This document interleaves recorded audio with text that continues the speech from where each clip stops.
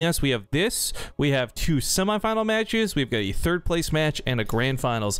$800 up for grabs for the players today, but it's not about the players and their money. It's about the kids and how much we can raise for them. And we are currently at $1,117, guys. Woo! I'm loving it. Adam. Mr. Maximus Black. Yeah. Hit me up with the sound of Smeagol trying to get a Starbucks and it's busy. Smeagol? Like from Lord of the Rings? Yes. How many other Smeagol's do you know, Jeff? Dang. Okay, an order from Starbucks? Yes. Oh, wait, that was like Daffy Duck. Wait. I was gonna go. No, that's Daffy. I'm choking. I don't. Mr.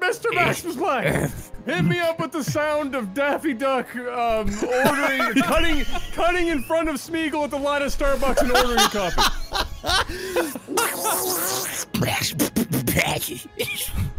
That was terrible. That was horrible. That was actually horrible. I'm leaving. All right. Let me give you guys quick recaps for everybody tuning in because you might not know these players. Everyone knows TLO. If you don't know TLO, you know what? Just turn off the video. You don't even deserve to be watching this, okay?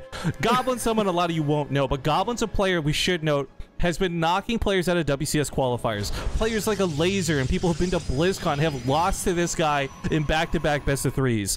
And the reason for this, and I'm going to say this, and I'm sure somebody will get mad at me, I have no better way to describe it. Goblin plays stupid.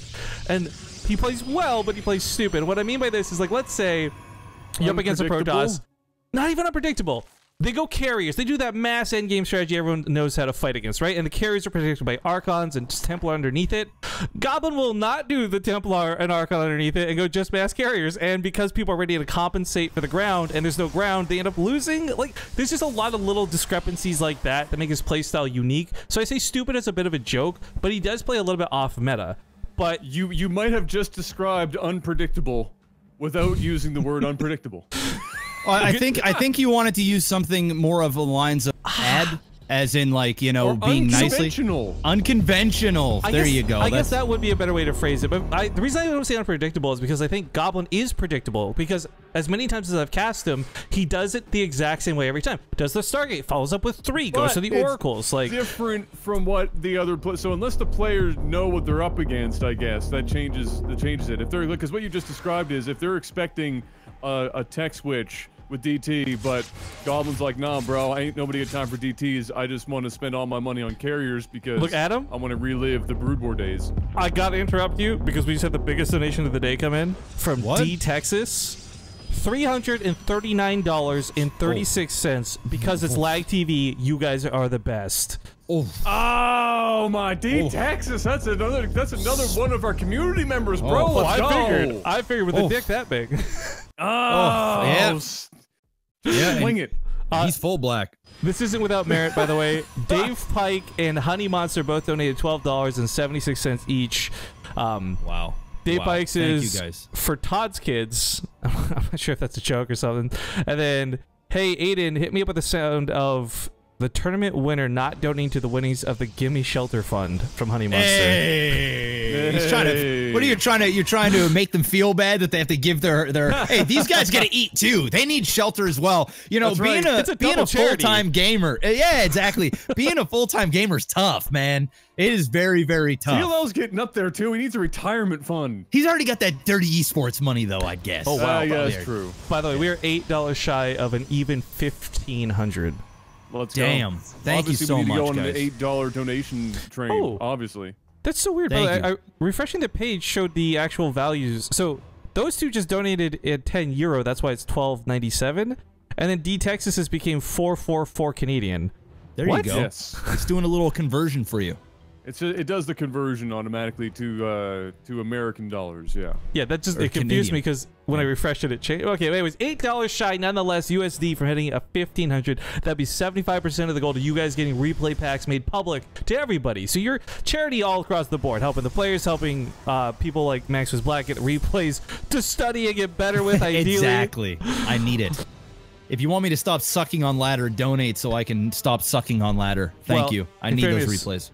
We can't actually give him this excuse to CZ out because Maximus Black is a longtime supporter of BaseTradeTV, like one of our longest subs too. Awesome dude. So he's had these replay packs access. We can't, that's I'm sorry, right. dude. I'm sorry, dude. You're just screwed.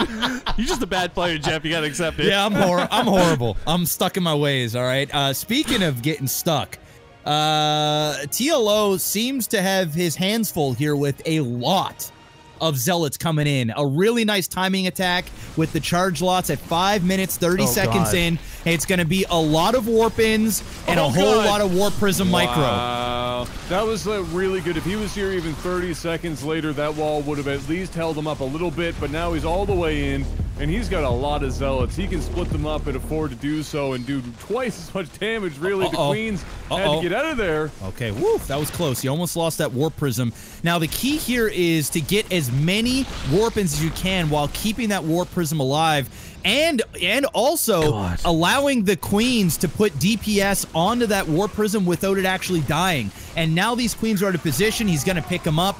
Unfortunately, he's not been able to reinforce any units, so it looks like TLO is going to be able to hold momentarily. But man, he's got a lot of damage. Like, this is bad. This is really bad. The holes in the wall are not doing him any favors. The charge is really doing an awful lot of work right now for Goblin. And while it looks like I keep wanting to say he looks like he's not going to hold him, and another 8 zealots coming up in the face. Oof. And there you have it. Goblin just walks down the center of the field and takes it.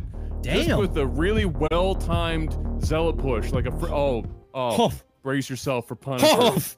Okay, so for the key.